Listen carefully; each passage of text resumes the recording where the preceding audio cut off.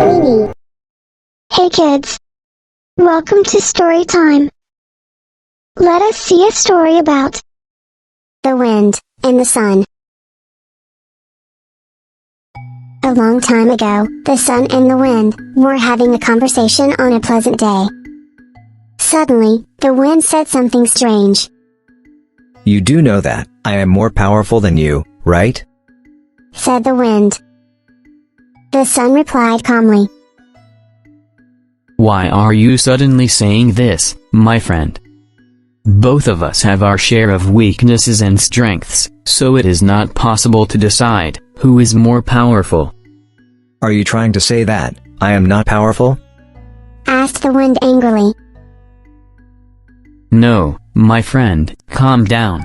I did not say anything like that. Replied the sun. All I am saying is it's not good to be arrogant. However, the wind got offended. Very well. The wind said, Let's have a competition right now, to decide who is stronger. As the wind said this, its eyes went on a traveler passing by. The traveler had a scarf and a coat on, walking pleasantly. Look there. Let's see who will be able to make the man take off his scarf and coat faster. Said the wind. Okay, my friend. The sun agreed half-heartedly, as it did not want to compete with its friend. The wind blew a little. The wind blew a little. It made the man's scarf and his coat move a little. See what I can do with this little effort. Said the wind boastfully. Now, let me show you some more of my power. The wind started blowing fiercely.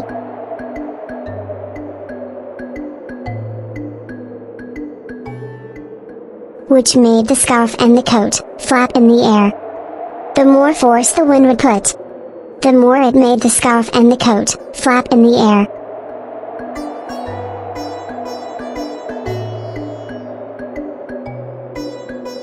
At one time, it even made the scarf almost leave the man's neck.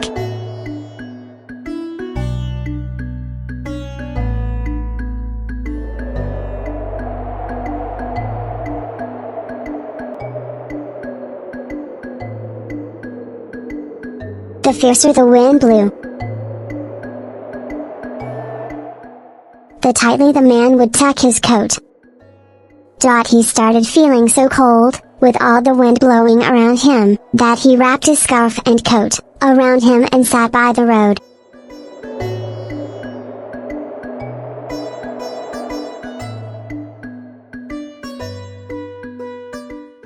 The wind knew it had failed to take the man's scarf and the coat off.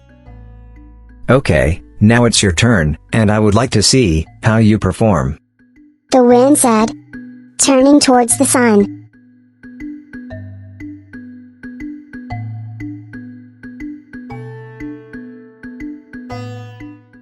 The sun did not say anything and smiled a little with warmth at the man.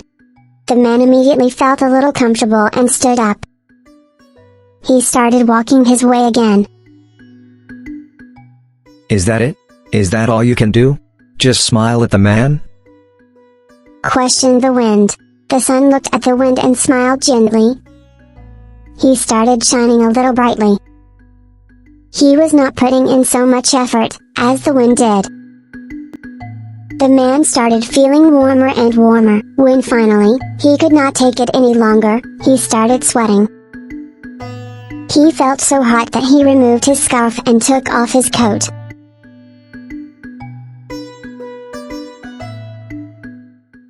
The wind was surprised to see this. The sun won the competition.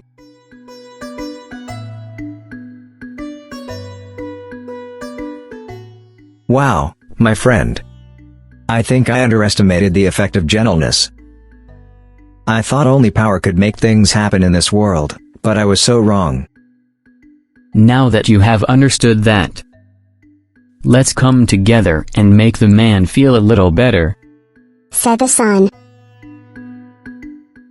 "The poor man had to suffer so much because of our competition." After that, the sun shone brightly, and the wind also started blowing, making the weather pleasant. The man became delighted, and carried on with his journey with a smile on his face.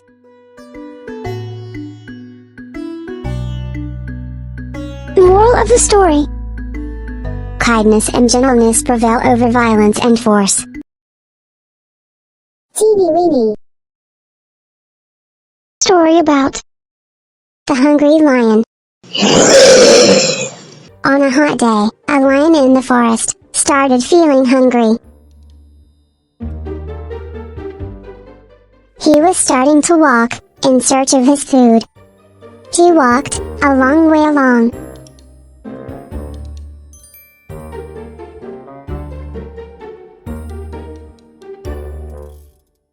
But he could never find a creature. Suddenly, he saw a rat nearby a pond. But he let it go. He thought, a rat will never be enough for his stomach. He again started to walk, and walked a long way. Nearby a bush, he found a hare, roaming around alone. Instead of catching the hare, the lion let it go. "A small hare, such as this, can't satisfy my hunger."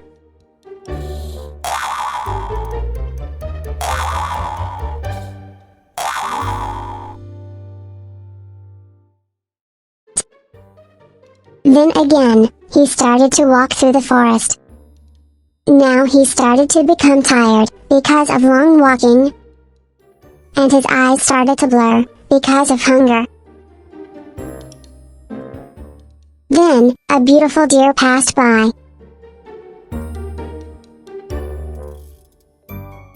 And he decided to take his chances. He ran and ran, behind the deer. But, since he was weak, because of hunger, he struggled to keep up with the deer's speed. He was tired and defeated. The hungry lion now wanted to get something to eat. The hungry lion now wanted to get something to eat. The lion went back to look for the hare, to fill up his stomach, for the time being. But it was gone. The lion was sad, and remained hungry for a long time. Moral of the story: a bird in the hand is worth two in the bush. Weeny. The country mouse and a city mouse. A city mouse and a country mouse were cousins. The country mouse was simple, and lived inside a cozy log, by the side of a sunflower field. Life is simple in the countryside, and the mouse got by on a few sunflower seeds and wheat stalks, most of the days. Some days would be a treat, as he would get bread crumbs and cheese left over, after the farmer's meal. A fresh bubbling stream, next to the log, had all the clean water he needed whenever he got thirsty. The city mouse would occasionally visit his country cousin, for a breath of fresh air, and an escape from the hustle and bustle of the mechanized world, being accustomed to lavish varieties of food in the city. The simple country experience was a chance for him to unwind and go back to city hungry for more.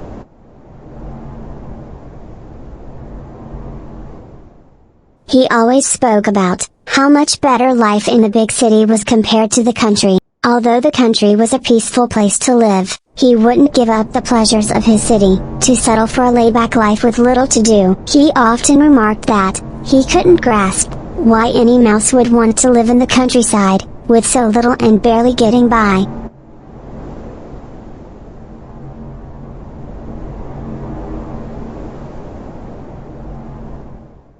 Since the country mouse had never visited the big city, his cousin suggested that he come stay with him and experience the city all for himself.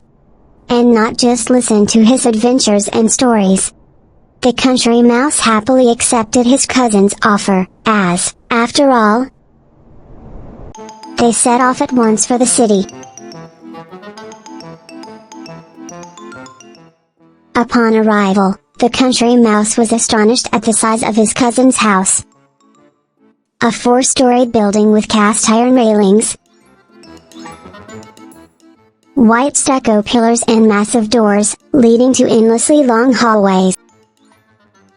The brightly polished furniture, and oak floors, sparkled with the reflection of the ceiling's crystal chandeliers. After a tour of his upscale mansion, it was finally time for the country mouse to try out the delicious spread of food his cousin always gloated about. The country mouse gasped at the sight of the assortment of food left behind on the table. The humans were just done with their dinner, and there was so much to eat for the mice: cookies, jellies, meat cuts, fresh bread, and ice cream. They jumped in and buried themselves in the rich food. The country mouse stuffed his mouth with the delicious cakes. He was having the time of his life, with a full belly, and having forgotten what it's like to have little, most days, or starve sometimes. The world couldn't be a happier place. Suddenly there's a commotion at the other end of the dining hall, and the country mouse sees his cousin dash across the table, like his life depended on it, and dragged him away. He turns around, and to his horror, sees the biggest furriest cat he has ever laid eyes on in his life in pursuit. The overfed cat is also clumsy and fails to catch them at every corner and turn. At the same time, a mate steps in with a long broom, and beats the floor determined to squash them, with it barely missing the mice. Finally, they reach their hole in the skirting board at the end of the hall, barely missing getting clawed by the most vicious beast that is every mouse's nightmare. Haha, that was close, but wasn't it worth it? Exclaims the city mouse in glee. The country mouse is dizzy, but this time out of fear, as he almost got squashed and clawed to death. This isn't something a simple country mouse can live with every day, he thinks to himself. And leaves the city, having bid farewell to his cousin.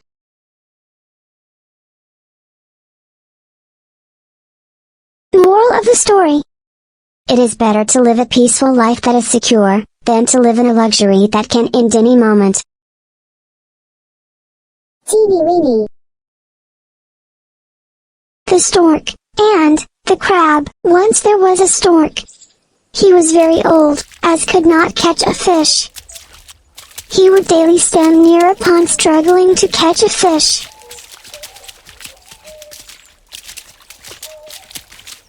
There was a wise crab living in the pond.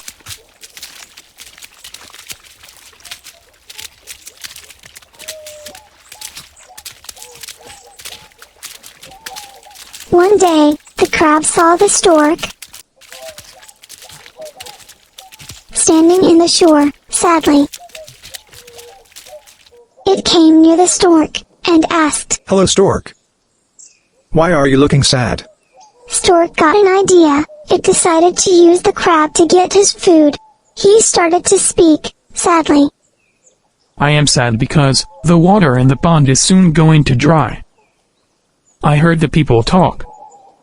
They are going to grow plants here. On hearing what Stork said, the crab was shocked. It wanted to save all the fish in the pond. The crab decided to ask help from the stork. I am going to fly to the another bigger pond. So I will be missing this pond. Oh no! Can you help the fish to go to the bigger pond?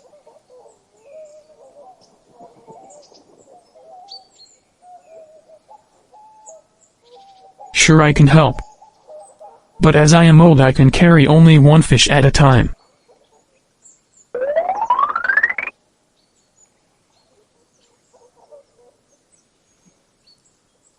stork was happy that his plan was working.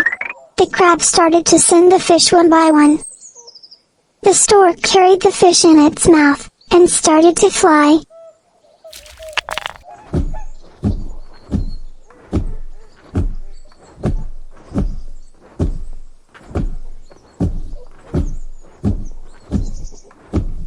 Once it flew out of crab's sight, it swallowed the fish.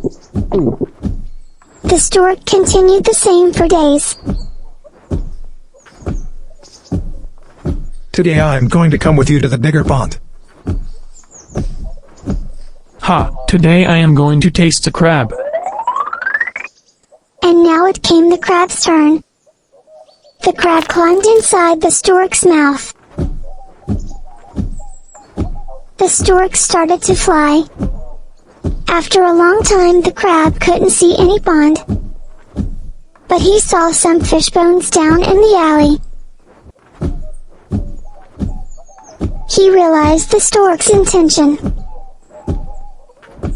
Crab didn't think twice, it jumped and grabbed the stork's neck. The stork was unable to fly and fell down. The crab went back to the pond. Moral of the story: always have presence of mind, and act quickly in danger. Teeny Weeny. The tale of 3 fishes. Once there was 3 fishes, living in the pond. They were best friends. They will be always together. One fish was wise, it would take timely decisions, and get rid of the problems. The second one was intelligent and witty, it would take resourceful decisions, based on the situation. The third one was very lazy, and believed in fate. He believed, whatever was to happen would happen, and nobody could change it. One day while playing in the water, near the shore, the wise fish overheard a fisherman telling to another fisherman, This lake is full of good fish. Let us come back here tomorrow for fishing.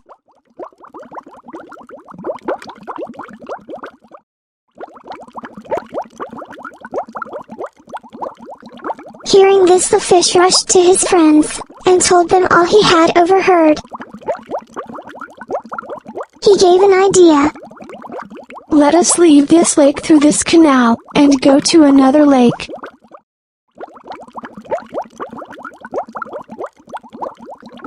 The second fish said, I will not leave the lake. Let the fishermen come, then I will find a way to save myself.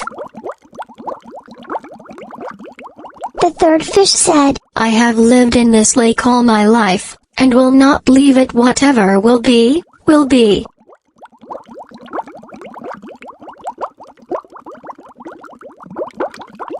The wise fish went through the tunnel to save himself.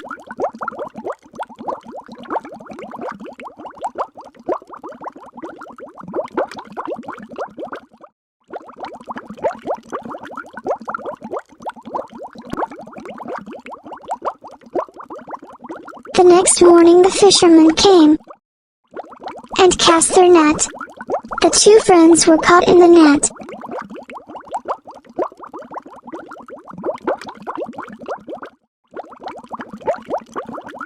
The resourceful fish thought a way out. He pretended to be dead, so the fishermen took and put him away.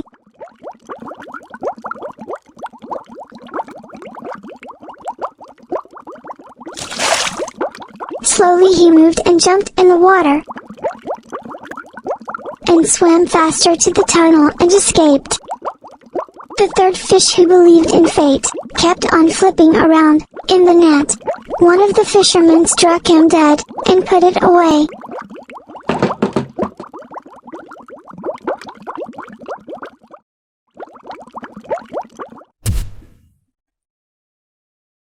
Moral of the story: we should always plan before every action. Bye-bye.